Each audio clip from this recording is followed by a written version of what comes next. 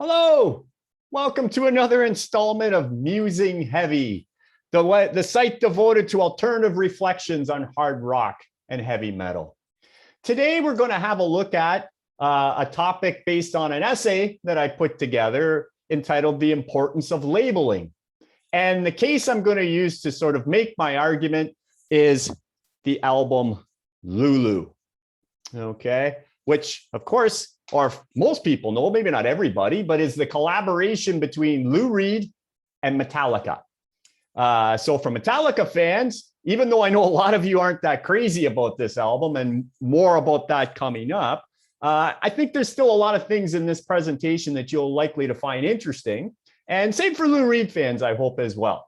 So this essay is available from my website in text form, which you can just hit the link and check it out. I encourage people who actually want to dig into my arguments a little bit to read the text version, because my presentation will be a little more coherent, I think. Although I'm going to try my best to make these YouTube videos as clear as possible as well. Though this essay will be based, I'm going to have two YouTube videos to sort of put to make the arguments of this essay. So we're going to kind of dig into part one here. So let's get rolling here. Okay, so the importance of labeling, the case of Lulu. So was Lulu out of step or ahead of its time? Well, a little bit of background here. The double CD album Lulu by, as I was mentioning, Lou Reed and Metallica was released by Warner Brothers in 2011. So about 10 years ago. So it's been a little bit of time. It was actually the last studio album recorded by Reed before he passed away in 2012. And just right up front, just so my biases are clear, I really love Lulu. I think it's a masterpiece. And I actually liked it right when it first came out. And the more I listened to it over the years, the more I continue to appreciate this. It's bottom line, folks, this is a heavy album. It's agglomerated impact. It has, heavy musical heft to it, raw lyrical content. I mean, sometimes the lyrics are even kind of hard to listen to because they are so raw, and just incredible emotional weight, right? And as I say, I would argue this is one of the heaviest albums ever recorded. Certainly, it's the heaviest album Lou Reed has recorded. And I think you could argue it's probably the heaviest album Metallica has recorded as well. The fact that I like it a lot and that I especially liked it when it first came out actually puts me in the minority, I have to admit. But anyway, when Lulu first came out and it was on major label status, so Warner Brothers, of course, big label, it actually came and went without a whole lot of promotion, right? I guess one reason why it sort of came and went is Lou Reed and Metallica, they never toured the project. And I'm not sure that Warner Brothers really knew how to promote it anyway. But nevertheless, at the time, Lulu did receive a lot of attention. And if you lived through this, you probably know about this. I think initially, even before people dug into the music, there was a lot of curiosity about this project. It was like, okay, you've got this art rock giant who is Lou Reed. I mean, I don't know how you classify Lou, but art rock is probably fair enough. And then you got the metal titans Metallica, right? So what's this going to sound like? You put these forces joining together, So again, I think there was a lot of a lot of curiosity going on about this musical alliance. But once you get past the curiosity and people started listening to this, most people hated it, frankly. Lulu was dismissed very rapidly and pretty much in a widespread kind of way. And it was funny, too. It wasn't like people sort of listened to it and then just sort of grumbled silently, oh, I don't really like. No, people went out of their way to tell anybody who would listen how much they didn't like the album. The heavy metal community in general, which I am proudly part of, and the Metallica crowd specifically were especially up in arms about Lulu, especially when it first came out. And rather than treating this as a one-off experimental collaboration with a visionary artist, which Lou Reed truly is, right? Most Metallica fans seem genuinely offended, right? That this was like, how could you do this? our band, is recording with a guy who apparently is completely out of step with heavy metal. What does he know about heavy stuff, et cetera, et cetera? Well, I got to say, if you took that stance, I mean, your opinion is fair enough. I'm not telling you, you think what you want. That's fair enough.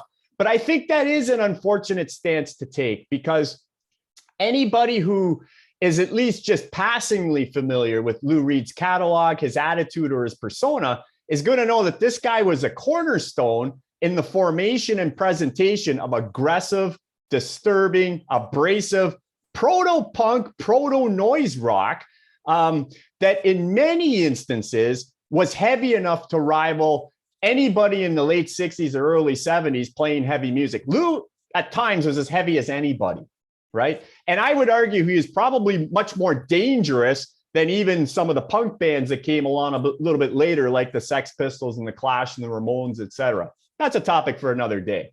But perhaps somewhat confusingly for some music followers, Lou also did a lot of other things. So he wasn't just heavy and abrasive and provocative all the time. He did a lot of other things, right? So regardless of Reed's pedigree and the undeniable heaviness of the music and lyrical contents of Lulu, most Metallica fans still saw this as basically a betrayal, right? They felt betrayed by a band that they were so invested in, or at the very least, a misguided attempt at something different, right? And I mean, the evidence is still out there all over the place. If you go on to websites, I mean, there's a ton of them out there that rank albums, and websites that rank Metallica's albums. I mean, they're cool. Check them out. I like checking them out myself. But if you go to those websites, you'll find that if Lulu is even considered a Metallica album, and I would argue it probably shouldn't be, because I'm more about that later. But if it is considered a Metallica album, it's almost always at the bottom, right? So when Metallica albums get ranked, you look for Lulu, look way down, because it's usually at the bottom, or at least one of the bottom entries, right? Okay, so that was sort of the heavy metal crowd, right? But you might think, okay, what did the Lou Reed crowd think of this? All right. Well, actually, the Lou Reed crowd wasn't any more sympathetic towards Lulu either, right? And why was this? Well, I think there was a built-in bias against collaboration with a metal band. I think that actually was true. For most people, Lou Reed is always going to be associated with the art crowd, rightly or wrongly, right? And a lot of this, why does this occur? Well, his connections with legendary pop artist Andy Warhol probably had a lot to do with that. And also, Lou Reed was widely recognized as an important American street poet, so to speak, right? So again, rightfully or wrongfully, Lou Reed's work is usually pigeonholed with other highbrow artists, right? Rock artists such as David Bowie, Iggy Pop, John Cale, Patti Smith, Nick Cave, Mark Lanigan, and others, right? Aside from Iggy Pop, none of these artists really have anything to do with heavy metal, right? And so I think there is this divide. I think there was sort of if you like, the art rock crowd kind of looking down on metal and being very unsure of this alliance with Lou Reed. Okay, so certainly opinions on the significance of heavy metal continue to evolve, and I will talk forever about how heavy metal is important as any other form of music, right? But nevertheless, I think there's this stereotype associated with heavy metal that it's somehow inferior music. I think it's getting better, but I think that stereotype is still there. And look no further than the Rock and Roll Hall of Fame, right? Personally, I could care less about the Rock and Roll Hall of Fame, but I know a lot of people do, so that's why I bring it up. But look at the many examples of more than worthy heavy rock or heavy metal bands that never gain entry into the Rock and Roll Hall of Fame, or the absurd amount of time it takes for some, key bands to get in. I mean, look how long it took Deep Purple or Rush or bands like that to get in, right? So again, I think there is this, coming from the art crowd or however you want to look at it, or say those who think they know better, that they were uneasy about Reed mingling with the metal crowd. And I think that also helped to give Lulu not much of a chance out of the gate, right? So Lulu, you got the Metallica crowd and the heavy metal crowd. not so sure about, Lou Reed teaming up with the metal giant. And then you got the Lou Reed side of things. And I think there's still very much a bias against, heavy metal and that it's somehow an inferior form of music, which of course it is not, right? But anyway, perceptions are perceptions. Okay. So during Lulu's initial hullabaloo, Reed was unrepentant and characteristically flippant. He was quoted as saying, and again, this is kind of funny in a kind of a sad, dark way, but he was quoted as saying that some Metallica supporters actually wanted him shot, right? And he was fine with having no fans, presumably also referring to his longtime listeners. So Lou, being typical, very succinct and to the point, as he always was, he's basically saying, look, I get that Metallica fans are really angry that I did this, and my own fans don't seem to like it either, so whatever kind of thing, right? And so this was not really a new situation for Lou Reed, although I gotta say, in all the reading I've done about Lou Reed over the years, I can't really remember death threats, but with Lou, who knows, right? So maybe that was a little bit new. Anyway, there are many examples of his work being largely ignored and or misunderstood for decades. So this is kind of just part of, if you're a Lou Reed fan, you're kind of used to this, right? But then with time, opinions change, and sometimes radically. So Lou Reed has always been an artist very much ahead of his time. And just again, for some context, I'm going to give you two pretty good examples, I think, of how Lou Reed has often been ahead of his time. And I think this also fits in with the Lulu discussion, because in a lot of ways, I think Lulu is probably ahead of its time too. But two good examples of where Lou Reed has he's become appreciated much after the fact concern the Velvet Underground, Lou Reed's first band, or first most famous band, and his solo album called Berlin, which was released in 1973. So a lot of you, if you don't know this, just a quick little history lesson, I suppose. The Lou Reed-led version of the Velvet Underground recorded 4 studio albums between 1967 and 1970. They were not commercially successful at all. And even critical recognition was elusive, right? There were a couple writers that sort of got it, but most people didn't understand this band or have any idea of what they were trying to do, right? But with time, the Velvet Underground has become widely acknowledged as one of the most important bands in the history of rock. That's not exaggeration, folks.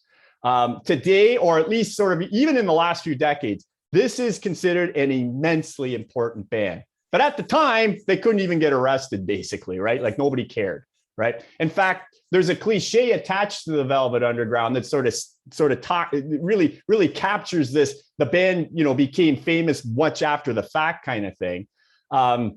Sort of the idea that only 1,000 people bought their albums when they first came out. I mean, obviously exaggeration, but all of these people went on to form bands. All right. So again, speaking to the fact that, again, Lou Reed, who was the driving force of the Velvet Underground, wasn't understood during his time, but with the passing of years, it's like, holy cow, this band is incredibly important. And look at all the other important bands that were influenced by them, kind of thing, right? Another good example, I mentioned Berlin. So Berlin, 1973 album, right? Berlin was produced by a very high profile producer. I guess he became more high profile as time went on, but Bob Ezrin produced Berlin. It was Lou Reed's third solo album. And like many of his, especially early releases, people didn't get it right away, right? And Berlin was received really poorly. In fact, most of Lou Reed's early material never was understood in its time. The exception probably would have been the Transformer album of 1972, because it had Lou's one big hit, really, Walk on the Wild Side, right?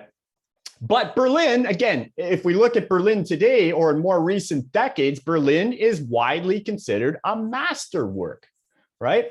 At the time, nobody got it, nobody cared, it didn't sell at all, right? Now it's considered, yeah, this thing's a masterpiece, right? And it's a concept album. Now, will it ever reach the heights, the commercial heights of, say, The Who's Tommy, or Alice Cooper's Welcome to My Nightmare, or Pink Floyd's The Wall, right? Probably not. I'm sure it won't. Like, those concept albums are always going to be, commercially much more successful. But now people are starting to talk about Berlin in the same sort of way, right? And actually, Berlin was finally given full cinematic treatment for a few shows in 2007. And now it's widely praised, right? Now, again, look how many years that took. 2007, you know, and it was originally released in 1973, right? So just as a bit of an aside, if you think The Wall is an interesting study in isolation and depression, and it is, and I love The Wall, like I'm not knocking The Wall at all, but you really need to check out Berlin, because in a lot of ways, Berlin makes The Wall sound like, you know, child's play in terms of depression and the heaviness of it, etc. Anyway, perhaps at some point, Lulu will, you know, be recognized sort of like Berlin was. Might take a couple decades, but Lulu might be recognized as a masterpiece by a wider audience as time goes on, right? And I think there's, you know, I think there's a possibility there, because to my ears, Lulu is the natural successor to Berlin, right? Like I think they are a similar cloth. But anyway, but here's kind of the point I'm trying to make.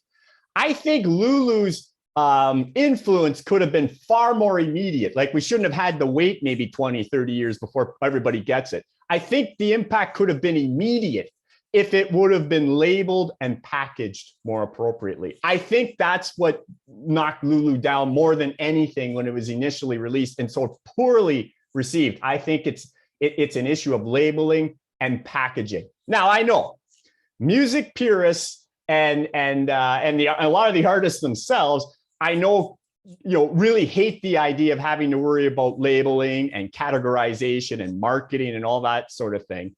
But here's the thing.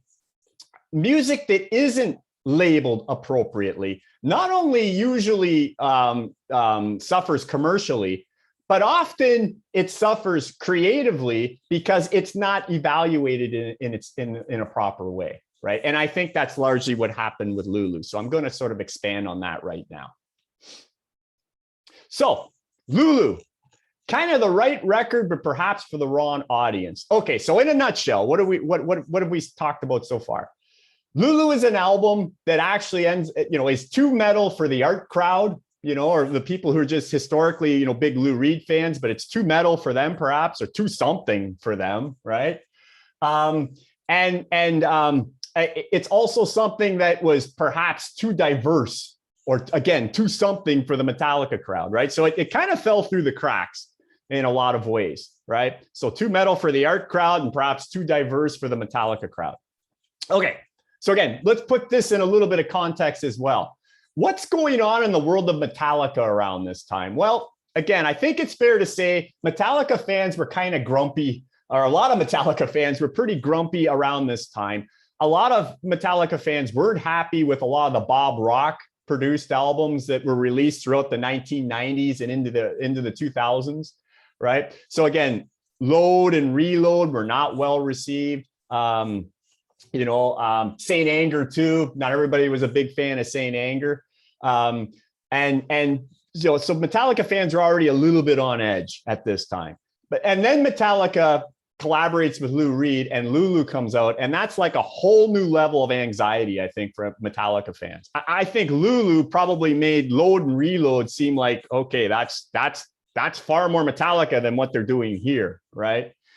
So on the surface, you might wonder, okay, well, what could Lulu be marketed to? Like, what type of fan is actually going to want to listen to something like Lulu, right? You might think, well, I don't know if you could picture sort of in a record store. I mean, how are you going to market this thing? Attention shoppers, this is an album for the hardcore metal fan, and also for those who appreciate the hyper diversity of the Lou Reed Velvet Underground catalog. Well, I mean, what, 15 people? That's gonna hit the spot for about 15 people. I say only half, jokingly, right?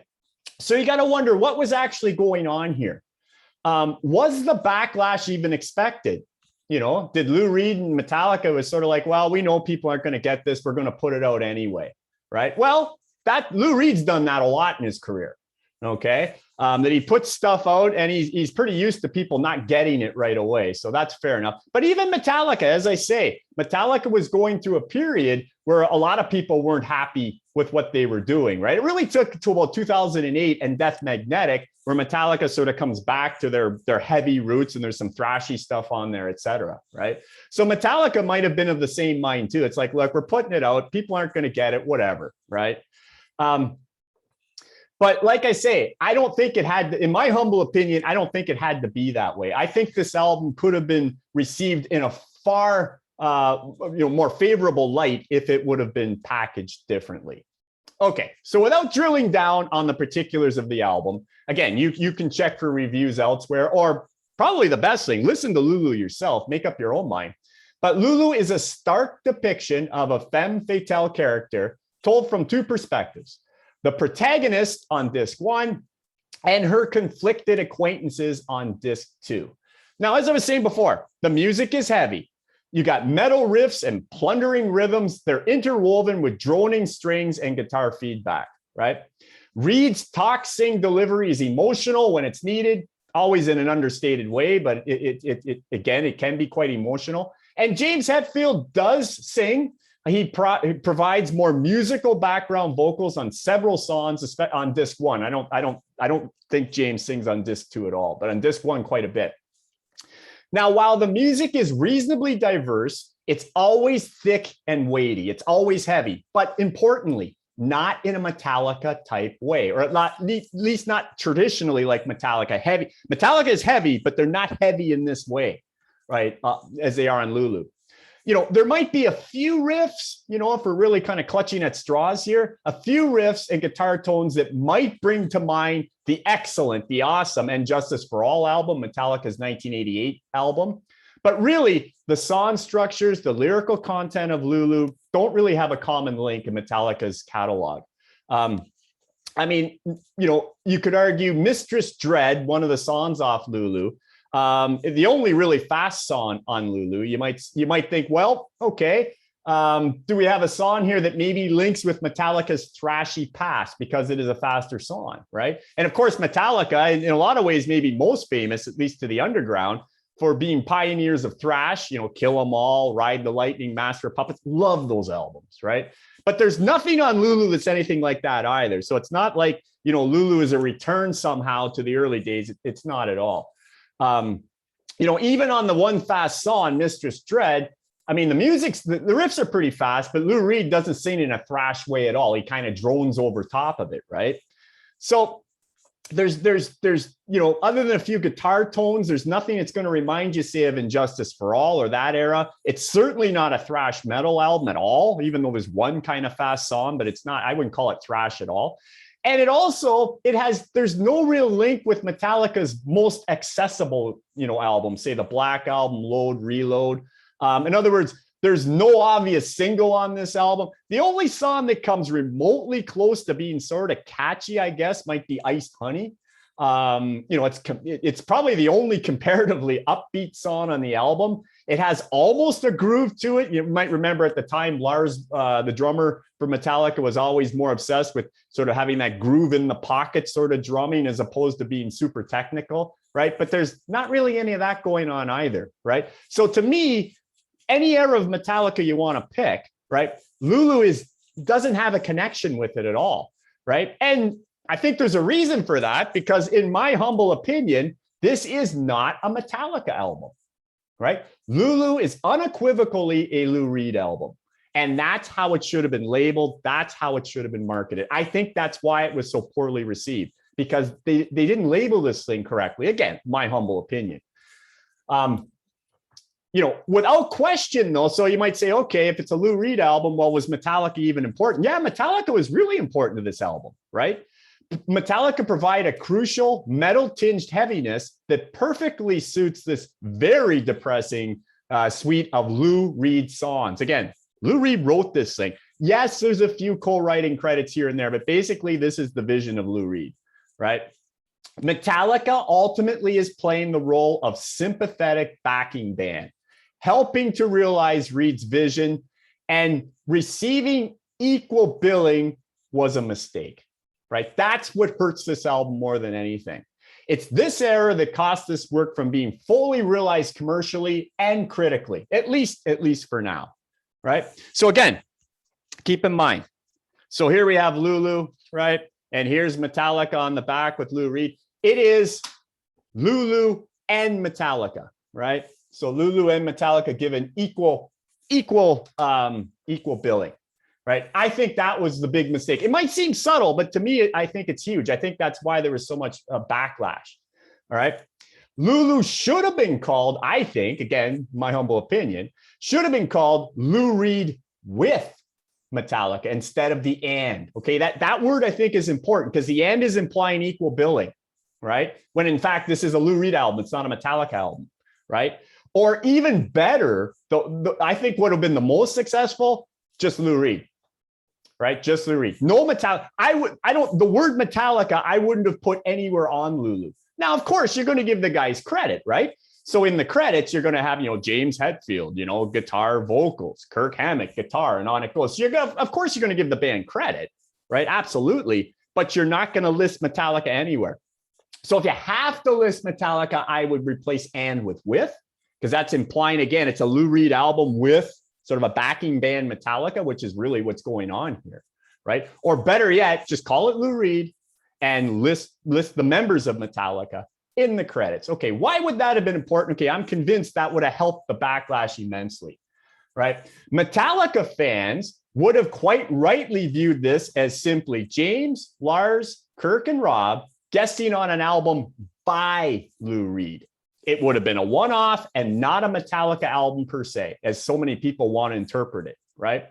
This would undoubtedly have calmed the concerns that this was somehow a new direction for the metal giant, right? Again, remember, Metallica fans are grumpy. They didn't like the direction of Load and Reload. A lot didn't. They weren't thrilled with Saint Anger, et cetera. And then Lulu comes out, okay, so what are they going to do next kind of thing, right? Well, no, if you're not putting Metallica on the label, I'm sure the metal community would not have been so up in arms about this. They say, okay, so they're playing background to this guy I don't know much about, fine, whatever, right? They'd have kind of moved on. So I think at worst, Metallica fans could have just ignored Lulu rather than sort of attacking it, right? Or ideally, the more adventurous fan may have approached Lulu from the perspective of just checking out an unfamiliar artist, Lou Reed probably unfamiliar to a lot of them, and hopefully appreciating the work just on its own merits without trying to compare it to, say, Master of Puppets. Again, I love Master of Puppets, one of my all-time favorite albums, actually. But it has nothing to do with Lulu. So everybody trying to compare it and rank it within Metallica's catalog, I mean, I think are missing the point, right? And again, it's because of labeling. It's not your fault if you're missing the point because this thing was labeled inappropriately, I believe, right? So that's the metal side. But then even on the art side, remember the art rockers didn't get this thing either. Well, again, if you take the Metallica title off there and just make it the Lou Reed album, which it truly is, because I think that's honest, that's really what it is, then you take some of the metal weight off of Lulu. If it's just Lou Reed, then you're taking that metal weight, that connotation on there. And this would have, I think, calmed down the Lou Reed fans and the art crowd in general, right? There'd have been no reason to view Lulu as some kind of sellout to that music. I mean, again, I hate that, but I do think people do look down on heavy metal. Wrongly, but they do, right? Or they wouldn't have, well, now Lou's joining a metal band or something. No, it's none of that, right? It's just Lou doing what he's always done through his whole career. He's exploring with different artists, trying to fulfill his musical vision, right? So it would have taken all the emphasis off of this. Okay, so that's part one. In part two, my second YouTube video on this particular topic, I'm going to continue on in this essay and talk about, okay, there would have been a better way to market this, again, in my humble opinion. And one of those ways would have been to look at what Neil Young did with Pearl Jam on the Mirror Ball album. That worked really well. So I'm going to kind of contrast Lulu with that and or other ways that perhaps this could have been approached. And then in general, what I'll finish up with in the second part of this is sort of why this packaging is such an issue for us and why we should care about it. Thanks for listening. Hopefully you'll check out part two. Take care.